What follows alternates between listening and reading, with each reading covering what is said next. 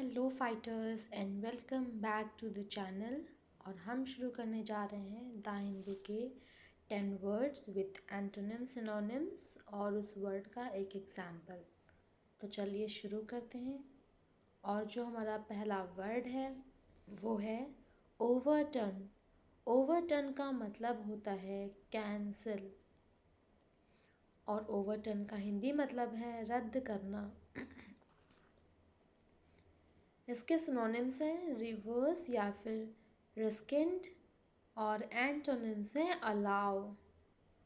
Word को repeat करते हैं। वर्ड है ओवरटर्न जिसका मतलब है कैंसिल या फिर रद्द करना। इसके सिनोनिम्स हैं रिवर्स या फिर रिस्किंड, एंटोनिम्स हैं अलाउ। एग्जाम्पल देखते हैं। The results completely overturned previous findings।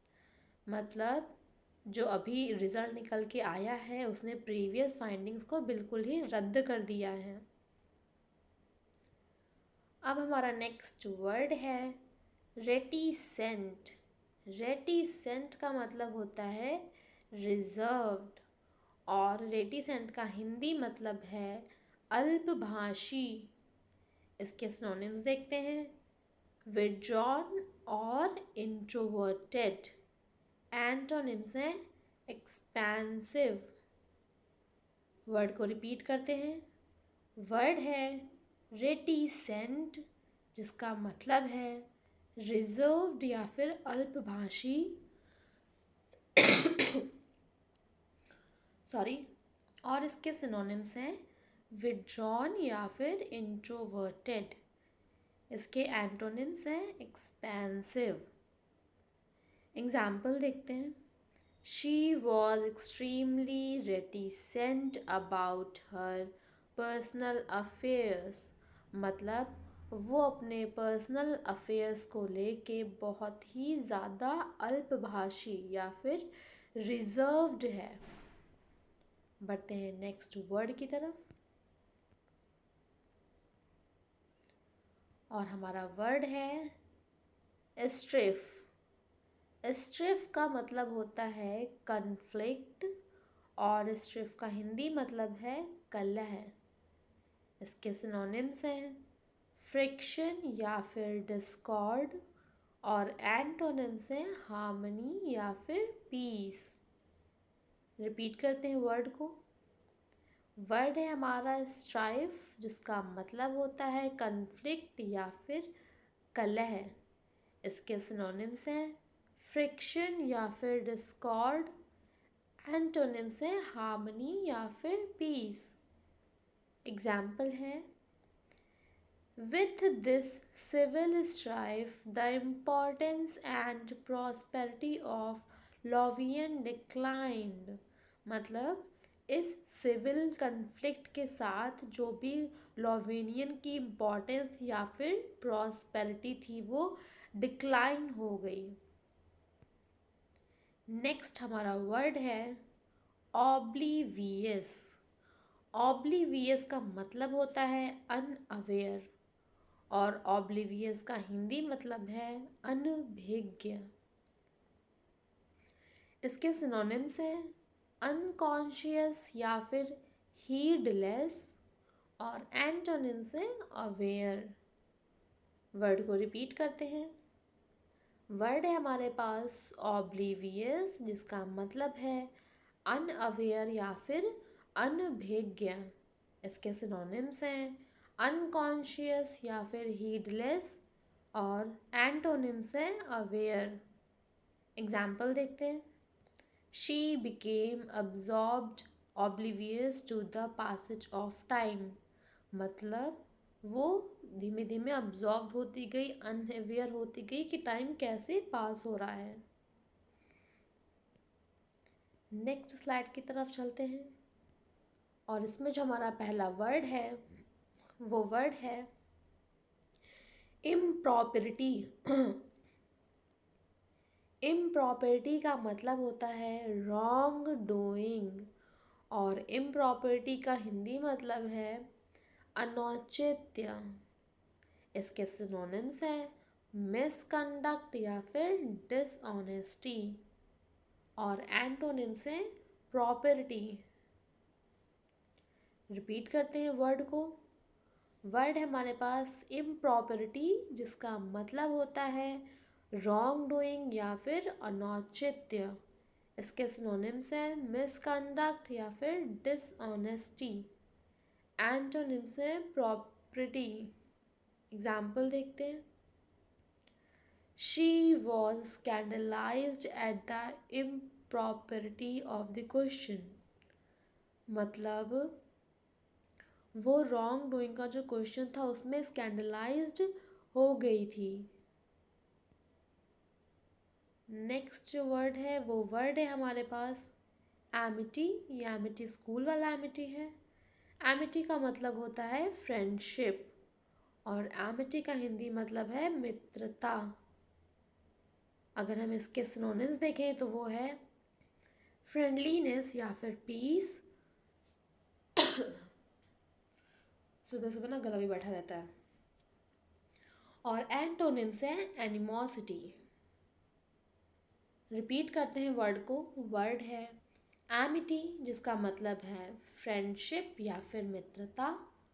इसके सिनोनिम्स हैं फ्रेंडलीनेस या फिर पीस, और एंटोनिम्स हैं एनिमोसिटी।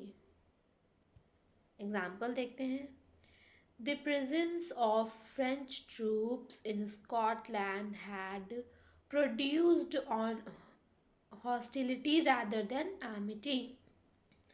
मतलब स्कॉटलैंड में जो फ्रांस की ट्रूप थी उसने एक तरह से हॉस्टिलिटी प्रोड्यूस की फ्रेंडशिप की जगह। बढ़ते हैं नेक्स्ट स्लाइड की तरफ। और इसमें हमारा वर्ड है ऑर्नेट। ऑर्नेट का मतलब होता है एलैबोरेट, और ऑर्नेट का हिंदी मतलब है अलंकृत। इसके सिनोनिम्स हैं ओवर एलोबोरेट या फिर फ्लोरी, और एंटोनिम्स हैं प्लेन। रिपीट करते हैं। जो हमारा वर्ड है वो है ऑर्नेट, जिसका मतलब होता है एलोबोरेट या फिर अलंकृत। इसके सिनोनिम्स हैं ओवर एलोबोरेट या फिर फ्लोरी, और एंटोनिम्स हैं प्लेन। एग्जाम्पल देखते हैं। His language was strangely ornate। मतलब जो उसकी लैंग्वेज थी वो स्ट्रेंजली क्या थी, बहुत ही एलोबरेट थी। नेक्स्ट हमारा जो वर्ड है वो वर्ड है ऑप्यूलेंट। ऑप्यूलेंट का मतलब होता है वेल्थी, या फिर इसका हिंदी मतलब है धनी। इसके सिनोनिम्स हैं रिच या फिर एफ्लुएंट, और एंटोनिम्स हैं पुअर। रिपीट करते हैं अपने वर्ड को हम। हमारा वर्ड है ऑप्यूलेंट, जिसका मतलब होता है वेल्थी या फिर धनी। इसके सिनोनिम्स हैं रिच या फिर एफ्लुएंट, एंटोनिम्स हैं पुअर। एग्जाम्पल देखते हैं। His tenants are quite opulent। मतलब जो उसके टेनेंट्स हैं, किराएदार हैं, वो काफ़ी वेल्थी हैं। नेक्स्ट स्लाइड की तरफ चलते हैं। और इस स्लाइड में जो हमारा पहला वर्ड है वो है अनब्रिडल्ड। अनब्रिडल्ड का मतलब होता है अनरेस्ट्रेन्ड, जिसका हिंदी मतलब होता है निरंकुश। इसके सिनोनिम्स हैं अनकॉन्स्ट्रेन्ड या फिर अनकंट्रोल्ड, और एंटोनिम्स हैं रेस्ट्रेन्ड। रिपीट करते हैं वर्ड को। वर्ड है अनब्रिडल्ड, या इसका मतलब होता है अनरेस्ट्रेन्ड, और हिंदी मतलब है निरंकुश। इसके सिनोनिम्स हैं अनकॉन्स्ट्रेन्ड या फिर अनकंट्रोल्ड, और एंटोनिम्स हैं रेस्ट्रेन्ड। एग्जाम्पल देखते हैं। A dog should have an unbridled passion for food। मतलब एक जो डॉग है उसके पास एक तरह से अनरेस्ट्रेन्ड पैशन होना चाहिए खाने के लिए। लास्ट हमारा वर्ड है रिजॉल्व, रिजॉल्व का मतलब होता है डिटर्मिनेशन। रिजॉल्व का हिंदी मतलब होता है संकल्प, जो कि आपने, मैंने और हम सभी ने रखा है कि हमें एग्ज़ाम तो क्वालिफाई करना ही करना है। इसके सिनोनिम्स हैं रिजोल्यूशन या फिर पर्पस, और एंटोनिम्स हैं इनडिसीजन। रिपीट करते हैं वर्ड को। वर्ड है रिजॉल्व, जिसका मतलब होता है डिटर्मिनेशन या फिर संकल्प। इसके सिनोनिम्स हैं रिजोल्यूशन या फिर पर्पस, और एंटोनिम्स हैं indecision.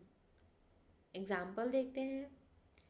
She received information that strengthen her resolve, मतलब उसे एक ऐसी इंफॉर्मेशन मिली जिससे कि जो भी उसका डिटर्मिनेशन था वो और ज़्यादा मजबूत हो गया। तो ये थे हमारे आज के 10 वर्ड्स। मिलते हैं आपसे नेक्स्ट वीडियो में, तब तक के लिए thank you and bye bye.